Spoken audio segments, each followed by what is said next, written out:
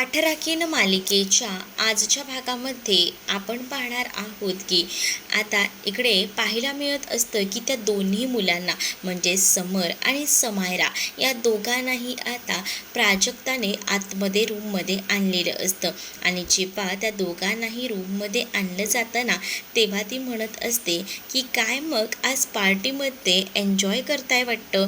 मग आता हो, आम्हाला अजून पार्टीमध्ये एन्जॉय करायचं आहे आणि असं बोलून ती मुलं ना प्राजूसमोर हट्ट धरत असतात. पण प्राजूकडे एक जबाबदारी असते म्हणून ती आता त्या मुलांना सांगत असते की पार्टीमध्ये तुमचं जेवण वगैरे तर झालं आहे ना.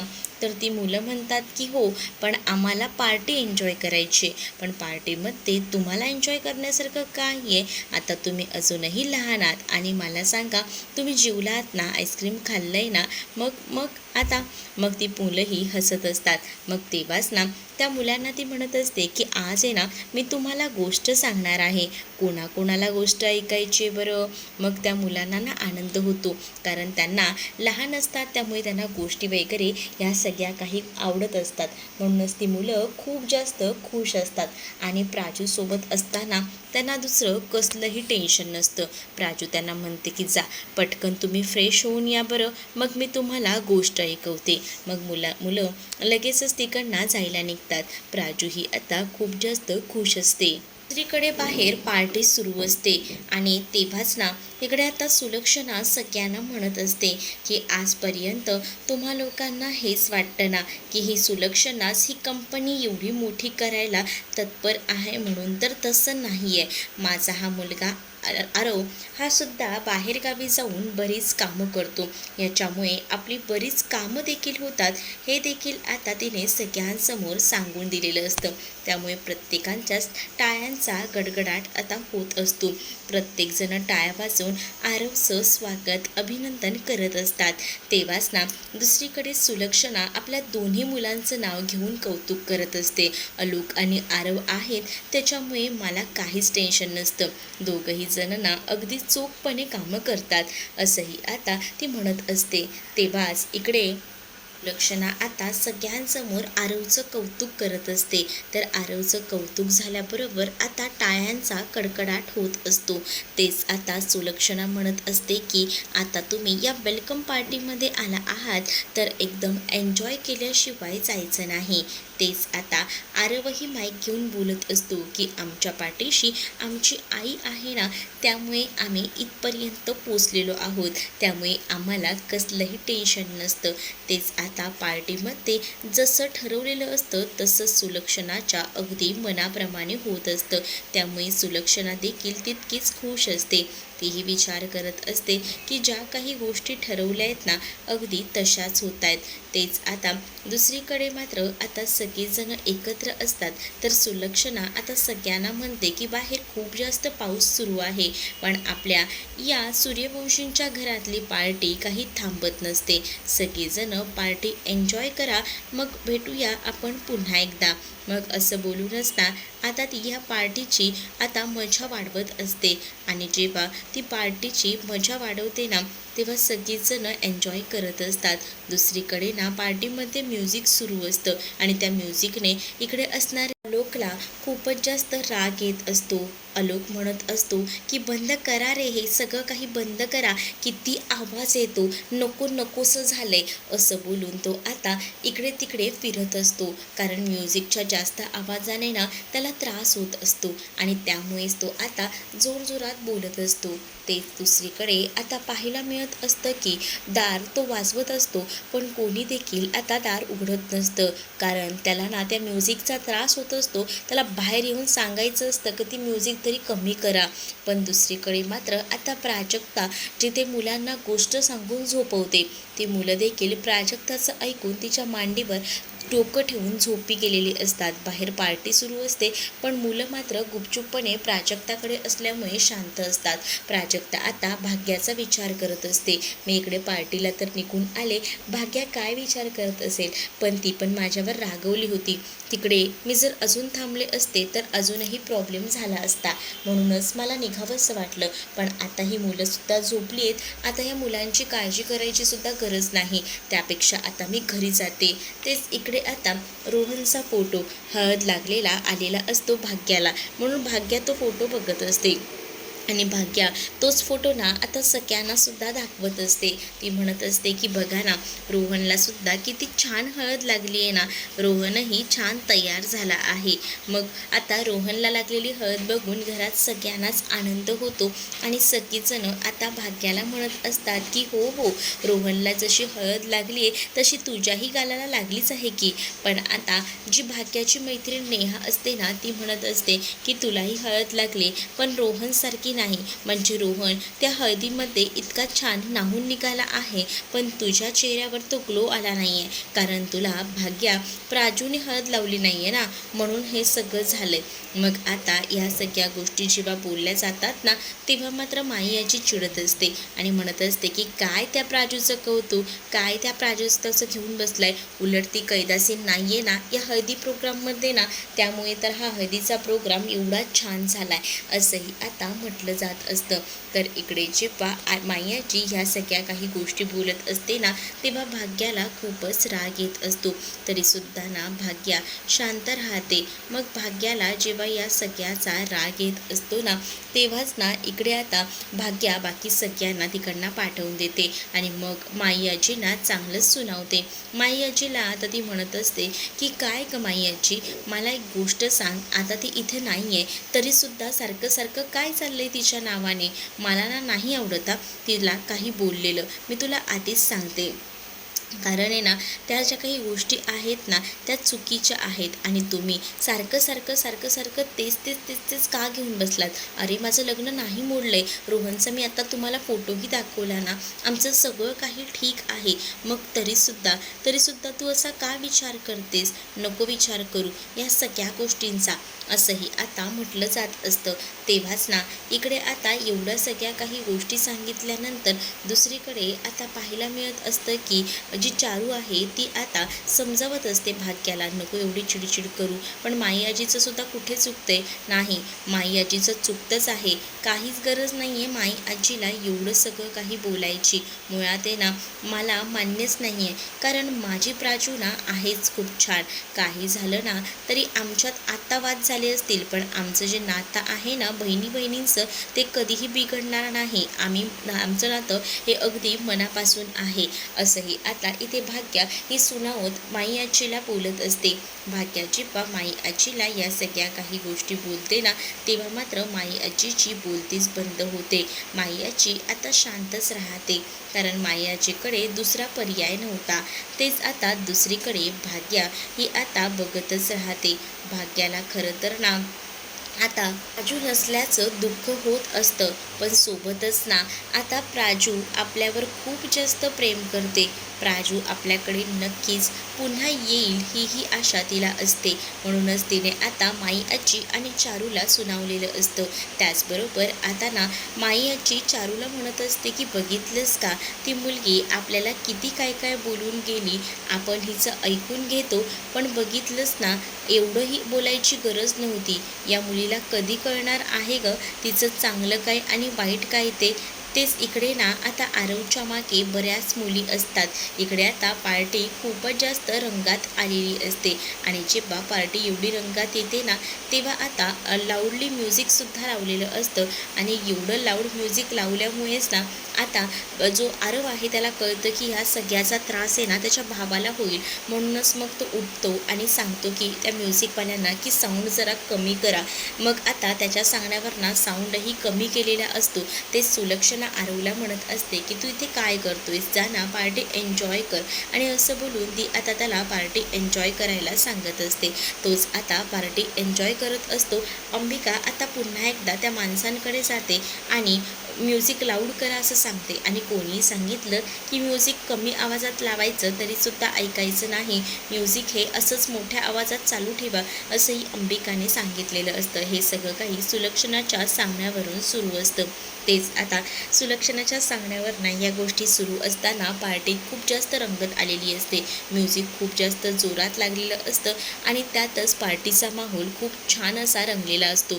तेवढ्यातच ना आता तिकडनं प्राजक्ता जायला करायला निघालेली असते. प्राजक्ताला आवाज येत असतो कारण आलोक जोरजोरात दार वाजवत असतो आणि म्हणत असतो की कोणीतरी दार उघडा, कोणी आहे का इकडे, दार उघडा. मग आता प्राजक्ताला त्याच्या आवाजावरनं कळतं की इथे ना नक्कीच तो मुलगा आहे ज्या मुलामुळे आपल्याला त्रास झाला आहे. म्हणूनच मग ना आता ती विचार करत असते की नको, आपण आहे ना काही झालं तरीसुद्धा नको जायला तिथपर्यंत, कारण तिला आधीच ना त्या आलोकची भीती वाटत होती. पण ह्या आलोकला ना या आवाजाचा त्रास होत होता म्हणून आलोक ना दार वाजवत होता. पण या म्युझिकच्या आवाजाने बाहेर कोणालाच आलोक दार वाजवतो हे ऐकू येत नसतं, त्यामुळे कोणीही तिथपर्यंत जाऊ शकत नसतं. पण नेमकी प्राजक्ता तिथून जात असते ना, म्हणून प्राजक्ताच्या कानावर ते सगळे काही शब्द पडतात. प्राजक्ता आता ऐकतच राहते. प्राजक्ताला कळतं की आतमध्ये तोच व्यक्ती आहे आणि त्यामुळेच ना प्राजक्ता जी आहे ती विचार करत असते की काय करावं, दार उघडावं की नको. पण आता प्राजक्ता हा सगळा काही विचार करत असते ना, तेव्हाच ना इकडे तिला सगळ्या काही गोष्टी आठवतात. मग ती आता या सगळ्याचा विचार करत असते की काय करावं, दरवाजा उघडावा का की नको. पण आता ना तिला मनातून भीतीसुद्धा वाटत असते. पण या सगळ्यामध्ये ना संधी साधायला तिथे प्रीती असतेच. प्रीतीने आता ठरवलेलं असतं ना की हा गेम करायचा. तिने आता फटाक्यांची माळ लावायचं ठरवलेलं असतं. फटाके लावले आणि मग ते फटाके सगळ्यांसमोर वाजले तर पार्टीमध्ये सगळ्याच आनंदाचा बेरंग होईल आणि हेच तर तिला हवं असतं. आणि म्हणूनच तर तिने आता पार्टीमध्ये मुद्दामून फटाके लावलेले असतात. लोकचा जो रूम असतो ना त्याच दिशेला मागच्या बाजूला, आणि ते फटाके एवढ्या जोरजोरात वाजत असतात ना, त्या फटाक्यांचा जे किटाळ असतं ते आतमध्ये जातं आणि मग आता पूर्णपणे रूमला सुद्धा खूप जास्त अशी आग लागलेली असते. आणि सगळ्या रूमला आग लागल्यामुळेच ना इकडे मात्र आता तो दार वाजवत असतो आणि तो म्हणत असतो की कोणी आहे का कोणी, उघडा ना दार, काय चाललंय हे, असं बोलूनच ना आता जोरजोरात ती दार वाजवत असतो तो. पण इकडे आता आग लागल्यामुळे त्याचा आवाज जो आहे तो अजूनच वाढलेला असतो. तो म्हणत असतो की इथे आग लागली, उघडा ना दार, असं बोलून आता तो जोरजोरात वाजवत असतो.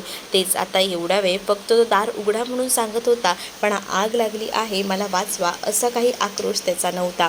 पण आता त्याचा आवाज अचानकपणे वाढल्यामुळे ना प्राजक्ता दार उघडते. प्राजक्ता दार उघडल्यावर लाल कलरची ओढणी ना प्राजक्ताच्या नेमकी हवेने तोंडावर पडते आणि त्यामुळेच ना लाल रंगाचा आधीच त्याला राग होता आणि त्यातच ती लाल रंगाची ओढणी तिच्या अक्षरशः तोंडावर पडल्यामुळेच ना आता काय करावं काही सुधरत नसतं.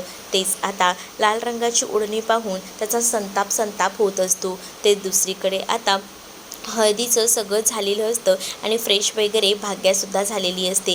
तेच भाग्या आता मामाच्या समोर येऊन आरशामध्ये उभी राहते. मामा आता भाग्याच्या सौंदर्याचं कौतुक करत असतात. खरंच ना तुझ्या चेहऱ्यावर एक वेगळाच ग्लो आलाय. म्हणतात ना हळद जी आहे ती अँटीसेप्टिक आहे, म्हणजेच आयुर्वेदामध्ये हळदीचं महत्त्व खूप जास्त सांगितलं जातं. खरंच आज त्याचा प्रत्यय येतोय. म्हणजे बघ ना, हळद लावल्यानंतर मुलीचा चेहरा उजळतो, त्या मुलीचं नवीन पर्व सुरू होतं. अगदीच आमच्या भाग्याचं सुद्धा झालंय. भाग्या आता तू सुद्धा लग्न करून दुसऱ्या घरात जाणार, मग आता आम्हाला सुद्धा करमणार नाही. त्याच वेळेला भाग्या ही मामाला घट्ट मिठी मारते, कारण भाग्याला सुद्धा लग्न करून पटापट इतक्या लवकर ना या घरातून बाहेर पडायचं नव्हतं. पण आता तिच्याकडे काही ऑप्शन नव्हता. तेच दुसरीकडे मात्र आता मामा जे आहे ते मात्र आता भाग्याला समजावत असतात आणि भाग्याला म्हणत असतात की इथली बिलकुलही काळजी करायची नाही, सगळं काही ठीक आहे, समजलंच ना. पण तेव्हाच ना भाग्या प्राजूची काळजी करत असते. मला बाकी कोणाची नाही पण प्राजूची काळजी वाटते, कारण तुम्हालाही माहिती आहे की तुम्ही नसताना आणि त्यासोबत ना बऱ्याच वेळेला ना आई आणि आजी खूप काही घालून पाडून प्राजूला बोलत असतात आणि बिचारी प्राजू ना सगळ्या काही गोष्टी ऐकून घेते, पण प्राजू तोंडातला एकही शब्द बाहेर काढत नाही. आता जर मी या घरात नसेल तर पुन्हा एकदा प्राजूला खूप काही बोललं जाईल आणि मला ना तेच सगळं काही नको आहे. मला ना आईची काळजी वाटते. आईने जर तिला काही बोललं तर मग काय करायचं? तेव्हाच मामा तिला समजवतात आणि नको काळजी करू, अगं मी आहे ना, मी बघतो कसं काय करायचं ते, असंही आता म्हटलं जातं. तेच इकडे आता भाग्या जी आहे ती म्हणत असते, जर प्राजूला या घरात त्रास झाला ना तर मी ना प्राजूला माझ्या सासरी घेऊन जाणार, असंही तिने आता ठरवलेलं असतं. आणि जेव्हा ती या सगळ्या काही गोष्टी ठरवते ना तेव्हा मात्र मामा आता भाग्याकडे पाहून हसू लागतात आणि भाग्याला म्हणतात, खरंच का भाग्या, तुझं काय करावं गं, म्हणजे बहिणीवर प्रेम आहे तुझं हे तुझ्या ह्याच्यातनं दिसतंय, पण आता तू चक्क सासरीसुद्धा तिला घेऊन जाणारेच म्हणते, एवढंही नको गं, असं बोलून आता मामा ना तिची मजा मस्करी घेत असतात. पण भाग्याला प्राजूबद्दल खूप काही वाटत असतं आणि म्हणूनच तर आता तिने हे सगळं काही बोलून दाखवलेलं असतं. मग या सगळ्या गोष्टी भाग्या बोलते तेव्हा प्राजूची काळजी तू बिलकुलही करू नकोस. जेव्हा तू या घरातून जाशील ना तेव्हा मला माहिती आहे ना की तुझी आई म्हणजेच मामी जी आहे ती नक्कीच ना खूप भरभरून प्रेम करणार आहे आपल्या प्राजूवर, कारण तिच्या मनात ना प्राजूविषयी प्रेम आहे गं, पण ते दिसत नाही, फक्त ते दिसायला थोडा वेळ लागेल, पण सगळ्या काही गोष्टींना नीट होतील यावर माझा पूर्ण विश्वास आहे, असंही आता म्हटलं जातं. तेच इकडे आलोक ना हा लाल ओढणी बघून प्रचंड भडकलेला असतो आणि त्याच वेळेला तिच्या तोंडावरची ती लाल ओढणी बाजूला करतो. तेव्हाच त्याला प्राजक्ता समोर आहे हे दिसतं. तेच आता दुसरीकडे त्याने ओढणी काढल्यामुळे आता ते सौंदर्य त्याला दिसल्यामुळे त्याला कळतं की ही तीच मुलगी आहे ज्या मुलीने आपला तो माउथ ऑर्गन गायब केला होता. मग अजूनच त्याला राग येतो आणि तू इथे असं बोलूनच ना आता तो तडकडत आता बाहेर जायला निघतो. तेच आता समोर ना प्राजक्ताने आग लागलेली पाहिलेली असते, कारण तिथे पडदा असतो, तो पडदा पेट घेत असतो आणि त्याचसोबत त्याचे स्केच काढायचं जे काही सामान असतं त्यालासुद्धा आग लागलेली असते. मग हे सगळं काही प्राजक्ताला दिसतं. तिथे जारमध्ये थोडंसं पाणी असतं, ते पाणी आता तिने त्या आगीवर टाकलेलं असतं. एवढूशा पाण्याने एवढी मोठी लागलेली आग लगेच विझलेली असते, काय बोलावं ना खरंच. मग आता ती आग विझल्यानंतर ना ती आता विचार करत असते की चला ही आग तर विझली गेली आहे, पण नंतर तिच्या लक्षात येतं की तावातावात रूमच्या बाहेर पडलेला हा आलोक कुठे गेला असेल, पार्टीमध्ये गेला असेल का. मग तिला खूप जास्त भीती वाटू लागते, कारण तिला माहिती होतं की बाहेर खूप मोठी पार्टी चालू आहे आणि मग आता आलोक ना कुठचाही विचार न करता अगदीच बाहेर गेलेला असतो आणि जो काही प्लॅनिंग असतं बरोबर सुलक्षणाचं तसंच सगळं काही होत असतं. इकडे आलोक जेव्हा बाहेर असतो तेव्हा ना कोणाचंही लक्ष नसतं. आलोक तिथे आल्यानंतर तो पहिल्यांदा तिथे जे म्युझिक चालू असतं ते म्युझिक आहे ना थांबवायचा प्रयत्न करत असतो. तर इकडे सगळेजणं तिथे पाहू लागतात. तर आलोक ना खूप जास्तपणे खवळलेला असतो. आलोकने आता ते म्युझिक आत्ताच्या आत्ता बंद करा असं म्हटलेलं असतं. आलोकने आता सांगितल्याबरोबर ते म्युझिक आहे ना बंद केल्याशिवाय पर्याय नसतो. म्युझिक आता खूप जोरजोरात वाजत असतं आणि त्याने बंद करायला सांगितलेलं असतं, म्हणून सगळेजणं आलोककडे पाहू लागतात. आलोक खूप जास्त अग्रेसिव्ह झालेला असतो, कारण तो आता तोडफोडसुद्धा करत असतो आणि आलोक एवढा चिडलेला आहे हे सगळ्यांना सहन होत नसतं. कोणाला माहितीच नसतं पार्टीमध्ये की हाच आलोक आहे तेच आता दुसरीकडे जी प्राजक्ता आहे ती इकडे तिकडे त्या आलोकला शोधत असते, पण आता आलोक तिथे जाऊन अग्रेसिव्हपणा करत असल्यामुळे ना सगळेजण आलोकला थांबवत असतात. खास करून आरव आलोकला मागे खेचत असतो, दादा दादा शांत हो, नको त्रास करून घेऊ, असं बोलून तो आता त्याला शांत करण्याचा हे करत असतो. पण इकडे काही केल्या शांत होत नसतात. तेच आता अंबिका बरोबर सगुणा आणि सुलक्षणा एकमेकींकडे पाहत असतात, कारण त्यांनी ठरवलेलं होतं अगदी त्याच पद्धतीने सगळ्या काही गोष्टी झालेल्या होत्या. आता आरव आणि सगळेजण आलोकला थांबवायचा प्रयत्न करतात, पण आलोक काही केल्या ऐकत नसतो. प्राजक्ताही तिथेच उभी असते. प्राजक्तासुद्धा हे सगळं पाहत असते. मग इकडे आता सुलक्षणा म्हणत असते की आता हीच ती वेळ आहे आलोकची अलोकची खरी ओळख अख्ख्या जगासमोर आणण्याची. एवढे दिवस मीच लपवत होते की अलोक नेमका कोण आहे, काय आहे ते. पण आता हीच ती वेळ आहे सगळ्यांना सांगायची. आता काही झालं तरी मी सांगतेच असा विचार करून ती सगळ्यांसमोर त्याला अलोक थांब असं बोलत असते. मग आता सगळेजण सुलक्षणाकडे पाहू लागतात आणि अलोक सूर्यवंशी हाच आहे ही गोष्ट आता अखेरीस सगळ्यांसमोर आलेली असते. आणि जेव्हा ह्या सगळ्या काही गोष्टी समोर येतात तेव्हा मात्र आता खूप मोठा धक्का जो काही आहे तो प्रत्येकाला बसतो. प्राजूला सुद्धा बसलेला असतो, कारण अलोक सूर्यवंशी ही जी तिच्यासमोर इमेज होती ती खूप मोठी होती. आणि हा अलोक सूर्यवंशी असा माणूस आहे जो की एवढा बेकार आहे आणि एवढी चिडचिड करतोय हे बघून आता प्राजक्ताच्या पायाखालची जमीनसुद्धा सरकलेली असते. त्याचसोबत सगळीजण मोबाईलचा कॅमेरा ऑन करून या सगळ्याचा व्हिडिओ बनवत असतात, जेणेकरून सगळ्यामध्ये दाखवायला हवं की सूर्यवंशींच्या घरामध्ये कशी भांडणं झाली होती आणि हे सगळं काही कसं घडलं होतं.